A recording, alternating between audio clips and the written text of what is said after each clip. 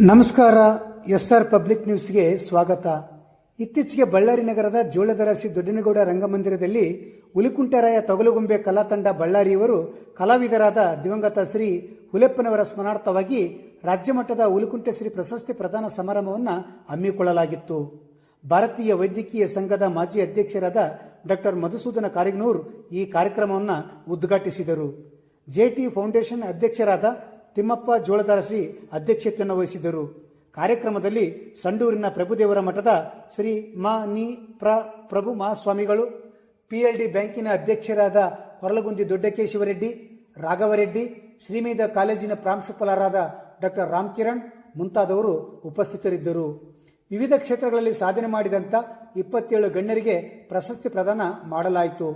ನಂತರ ಸುಗಮ ಸಂಗೀತವನ್ನು ಮಲ್ಲಿಕಾರ್ಜುನ ತೊರನೂರು, ಸಮೂಹ ನೃತ್ಯವನ್ನು SKR ಜಿಲಾನಿ ಭಾಷಾ ಮತ್ತು ತಂಡ ನೆರವೇರಿಸಿಕೊಟ್ಟಿತು. ಮಲ್ಲಿಕಾರ್ಜುನ ಸ್ವಾಮಿ ಮತ್ತು ತಂಡದವರು ರೇಣುಕಾ ಮಹಾತ್ಮೆ ಎನ್ನುವ ಬಯಲಾಟವನ್ನು ಪ್ರದರ್ಶಿಸಿದರು. ಸಂಸ್ಥೆಯ ಅಧ್ಯಕ್ಷರಾದ ಹೊನ್ನೂರು ಸ್ವಾಮಿಯವರು ಸ್ವಾಗತ ಮತ್ತು ಪ್ರಾಸ್ತಾವಿಕ ನುಡಿಯನ್ನು ನುಡಿದರು. ಜಡೇಶ ಎಮ್ಮಿಂಗಿರವರು ಪ್ರಾರ್ಥಿಸಿದರು. ಸಂಸ್ಥೆಯ ಕಾರ್ಯದರ್ಶಿಗಳಾದ ಲಕ್ಷ್ಮೀದೇವಿ ವಂದಿಸಿದರು. ನಿರೂಪಣೆಯನ್ನು ಬಸವರಾಜ ಅಮ್ಮಾತಿ, ವಿಷ್ಣು ಅಡಪದ ನೆರವೇರಿಸಿದರು. ವರದಿ BH Sharanappa, SR public news, Ballari.